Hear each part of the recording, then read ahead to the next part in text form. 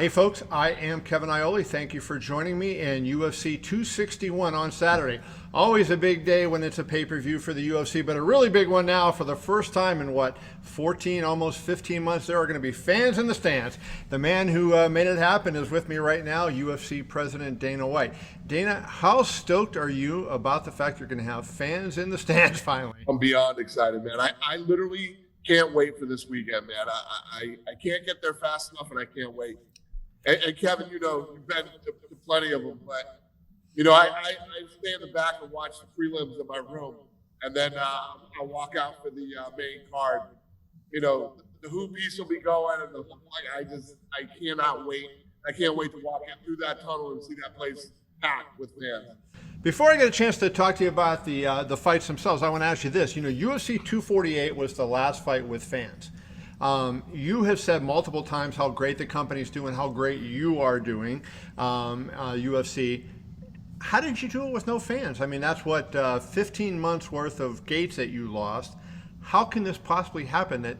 What specifically did you guys do that let you get through the lack of fans? Well, a couple of things. First of all, because we were first, shows that should have been doing 250,000 pay-per-view buys were doing. One of them did 960, a million pay-per-view buys. Sponsorship went through the roof. UFC Fight Pass went through the roof. Subscriptions. I mean, we picked up in all these different areas that, helped offset some of that cost. That's amazing. Obviously you did a great job with the bubble. And I think everybody who was in the bubble felt safe. That was a concern going in, like, hey, can you make it safe? Obviously it was safe. Now you're on the opposite end of it, right? Now we're going into the arenas and everything. Just very quickly, I know this isn't your thing, but what kind of steps are you taking to try to make it as safe as possible without any fans in the place? And that's with fans in the place. The reality is we had to create a bubble that would be safe so that, first of all, athletes wouldn't end up with COVID and all these fights falling out.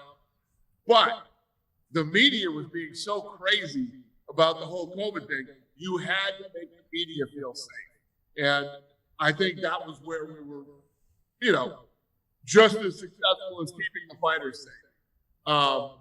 Listen, in Jacksonville, everything's opening up again. Even Vegas is going to be open, June 1st, but 100% in July. We're selling that thing out. This thing's going to be, there's going to be some things that are set in place. We're still going to have a bubble for the athletes and things like that. But as far as the fans, you can wear a mask or not wear a mask. It's up to you. It's your decision. And last question before we get into the fights. Have you taken any steps to get the athletes vaccinated? I know that you've been doing a good job of testing them, but vaccination obviously is better given that they won't get it. So has the UFC been proactive, or can you do anything to get that done? Well, what we did is all of our employees have been vaccinated. We make sure that all of our employees that are here, that are Nevada residents, got vaccinated. The problem is state to state. These guys don't, like, for instance, Nevada, I have some employees that are in California. I mean, some of the ring card girls and stuff like that too. They don't like you giving them out to people in other states.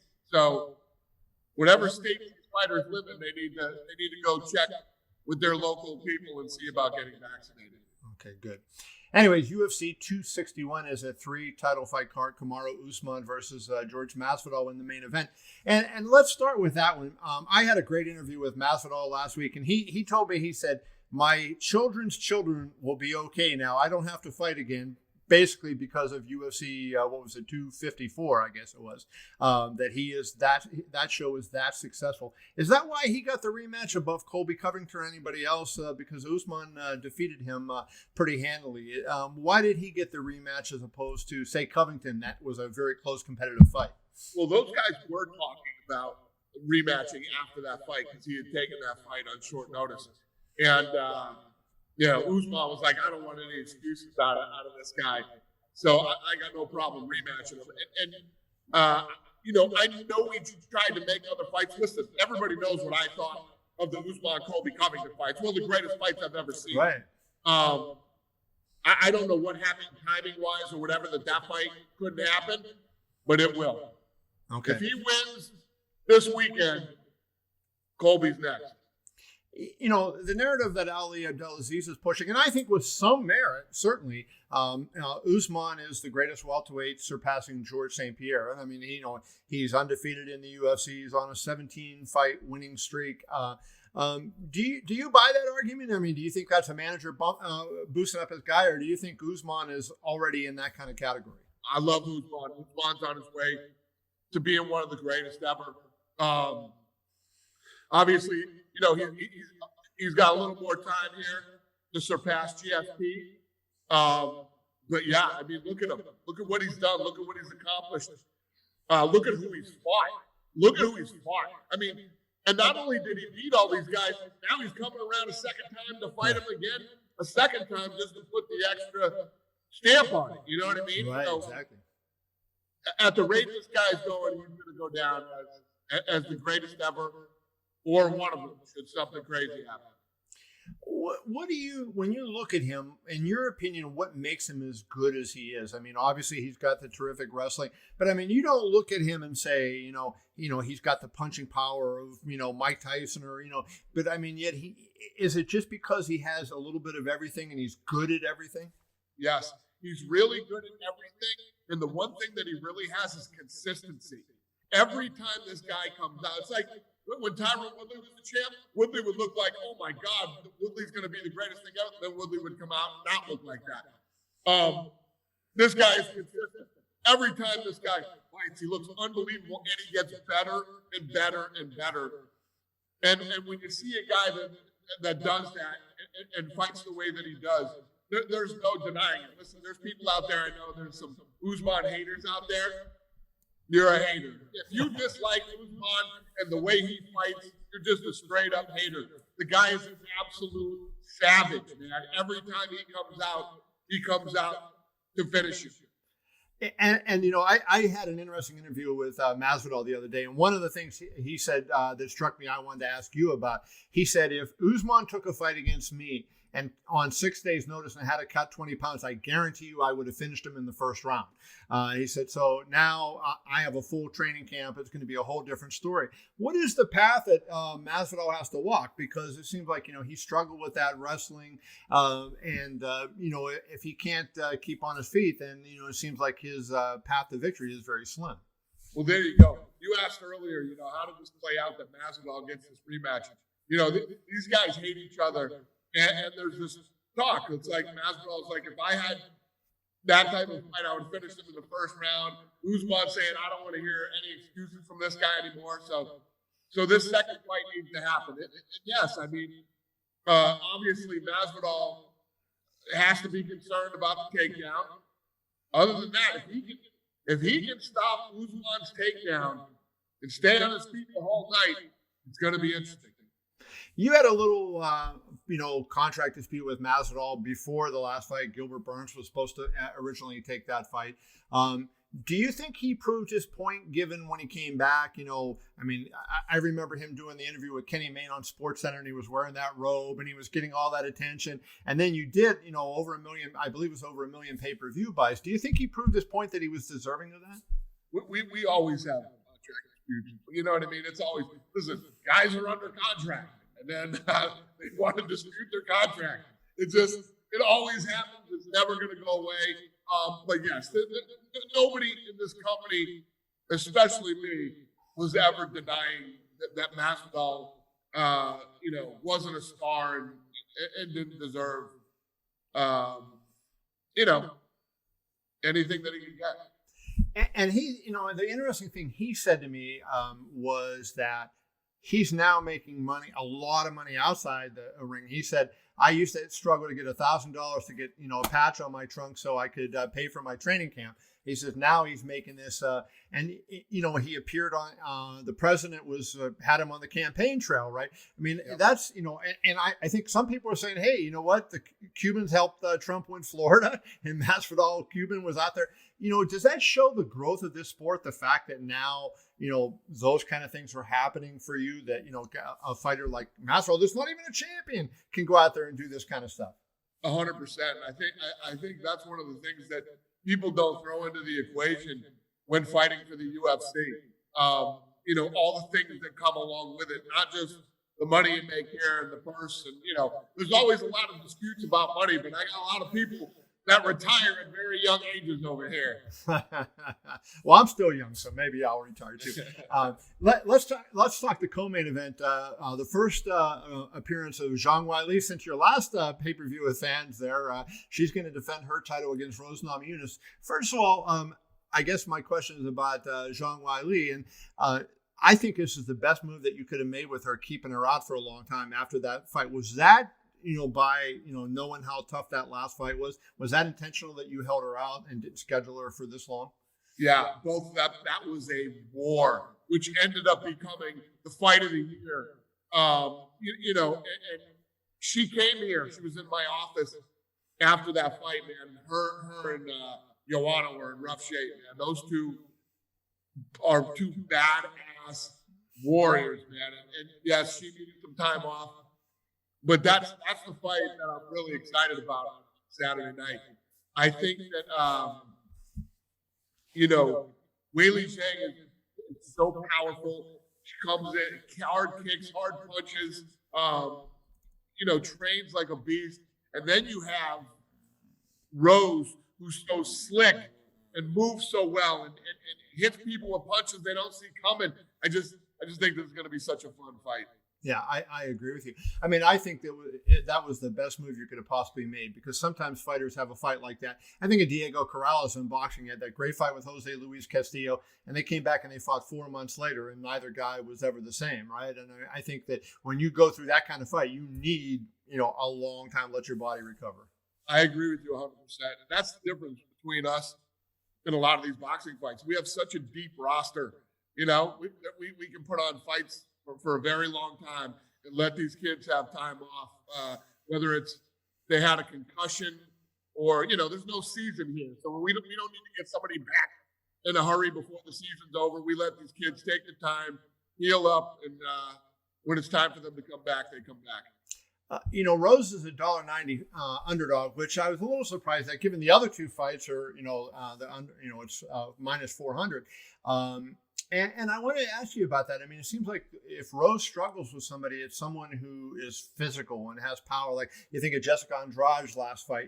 Andrade came back in that fight and had Rose in some trouble, and it seemed like her physical strength and whatnot. Weili seems like a pretty strong girl, and when she hits you, you feel it. Do you feel like that's something that Rose has to overcome in this fight? The kind of the physicality and the power that Weili brings to the fight.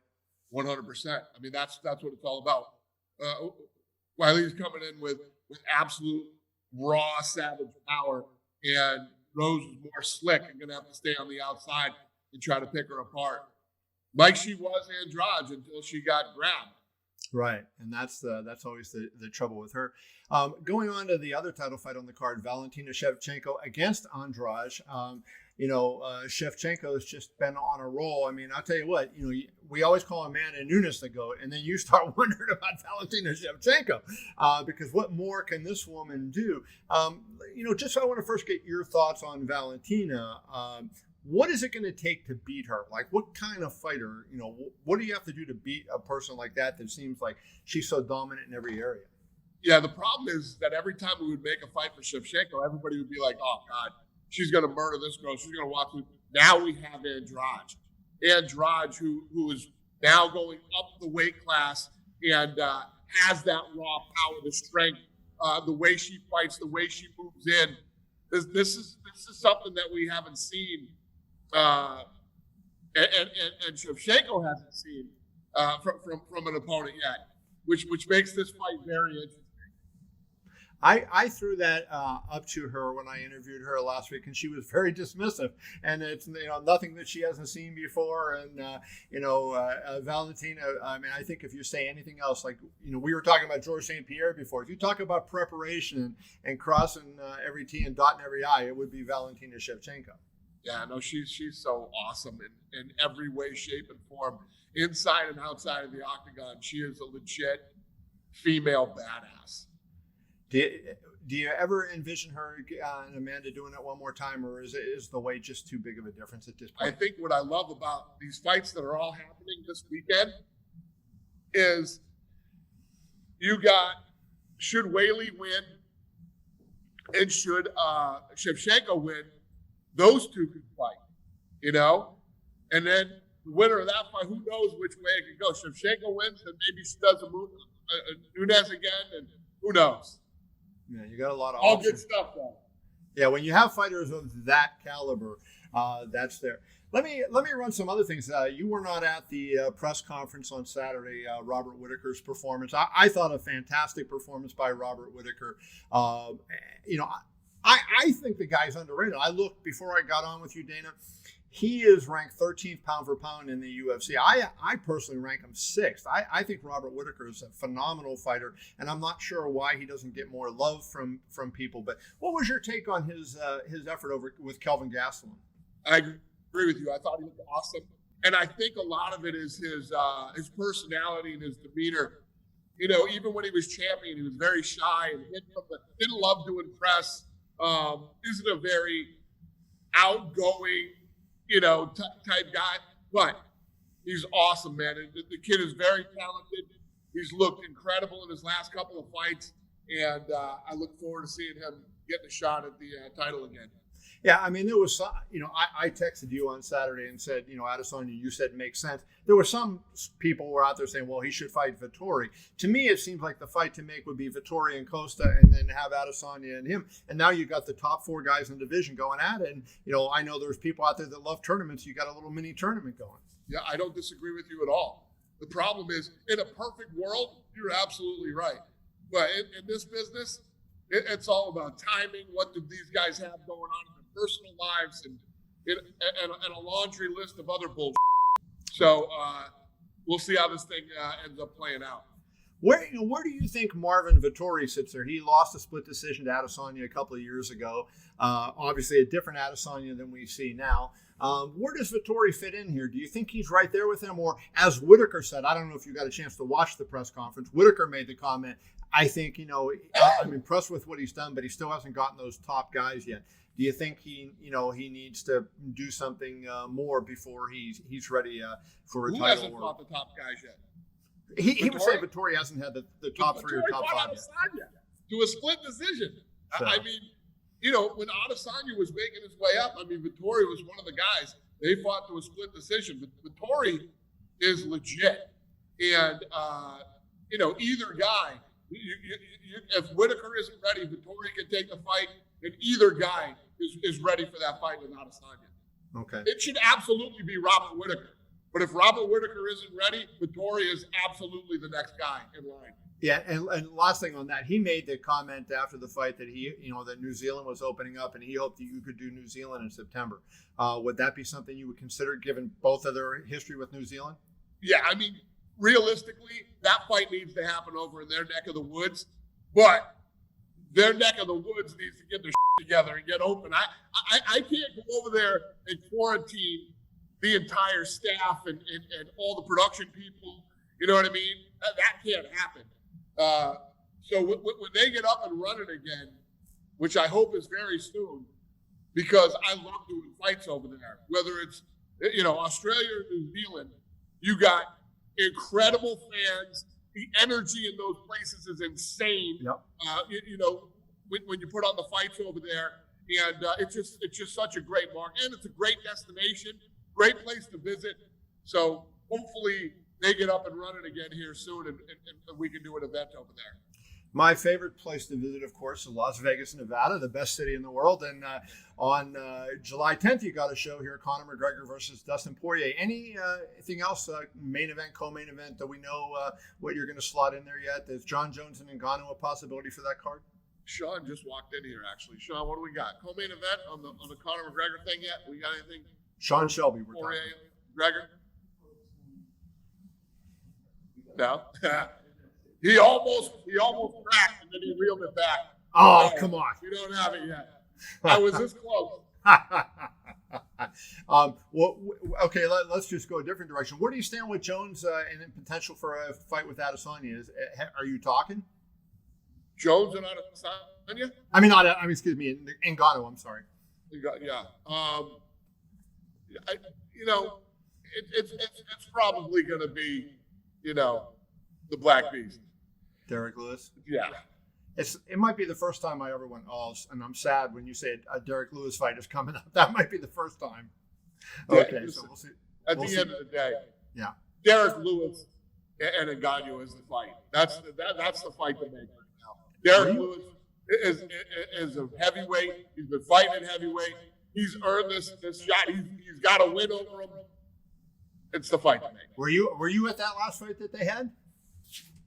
Well, that fight didn't do what everybody expected it to do. But it can't go bad twice, can it? So, hey, one or two other things. Hamzat Chimaev, still haven't heard from him. He's back training, I guess. Where does he stand in terms of coming back? We're going to try to get him a fight in August. In August, okay, good. Yep. And a top 10 guy, is that the plan? I don't know. We'll see. We'll see. All right, and before the guy came out of the gates hot as hell. 3 fights in a month, and then now I can't get him a fight in freaking 8 months. It's crazy. I know. And I want to see him fight almost as much as anybody. I love the guy. I know. Me too. And lastly, I just want to get your take on what Triller did on Saturday, what Ben Askren did on Saturday, and there's talk. You see now Tyron Woodley's begging for a fight with Jake Paul, and Jake Paul wants to fight DC, and all this crazy stuff going on. What is your stance on Yeah, you didn't see that? No. Yeah, and Cormier said, go fight Tyron Woodley. Now, what is your take? Why don't you go fight a fucking boxer? The f*** are these guys keep talking to UFC guys for? And Oscar De La Hoya turned down Anthony Pettis. Another fucking legal letter, these fucking idiots. Yeah, go talk to fucking boxers. What are you doing? What you were like me. You thought Askren was going to win that fight the other day. What was your take when you saw what happened? I don't even want to say it. I don't even want to say what I think happened in that fight. But I can tell you this: I don't know Snoop $2 million. Okay, I never bet. Let me make it clear right here to everybody. I have never made an illegal bet ever. I did not make an illegal bet on Saturday night. I did not bet $2 million with Snoop or anybody. Did they? The guys, Javier Mendez called me, right after I did the Mike Habib's coach. Yeah, he's the head coach at AKA, and he said these guys from Triller, I guess. I don't know if it's from Triller or who they're from. They want to take that bet. They want to bet you $2 million. I said, it's fucking illegal. First of all, I'm not going to make an illegal bet, number one. And number two, why would I bet them $1 million or $2 million when I could do it legally in Las Vegas? Plus 190. Well, I think I know where it came from, right? Because I was interviewing, or they had a press conference here, and you were texting me and making fun of me for asking questions. And I was up there asking Snoop a question, and I said that was when you came out on the Mike Tyson podcast and said you were going to bet $1 million on Askren. And I said, hey Snoop, your buddy Dana White says he's going to bet $1 million on Askren. And then that's when he says, well, I want to bet him $2 million. And says, so I think I kind of egged him on, maybe, I don't know. So, anyways, I'll wrap up with this. I mean, do you think at least what they're trying to do with the way they're promoting, putting concerts on, putting it, helps the fight game at all? I know I don't like the fights themselves, but do you think that having the, this kind of stuff, Justin Bieber playing, that it might bring a crowd that you don't ordinarily get in the fight game? And do you think it helps at all, or do you think you're better off just sticking to fights and nothing else but fights? It's not my thing. It's not my thing, but that doesn't mean it's not other people's things. And when you look at this whole Jake Paul thing that's going on right now, right? Boxing continues to go like this. This is the right guy with the right stick at the right time. And, this guy's playing this thing perfectly. And, boxing's in such a bad place. They're doing a really good job at sucking in people to buy into this thing. And good for him. Hey, and before I let you go, I just want to run this past you. What are you doing with fights at Apex? So after you have 261, are you coming back to Apex, or are you going to go on the road now and just be on the road? Yeah, no. So we're going to do Jacksonville, Houston, Vegas, and the other fights will be at Apex. They will be at Apex. Okay. Yes. Dana, UFC 261 on Saturday in Jacksonville, Florida, ViStar Arena, live on pay-per-view. Appreciate you joining me as always. Good luck on Saturday, man. Thanks, buddy. Appreciate See you later. Brother.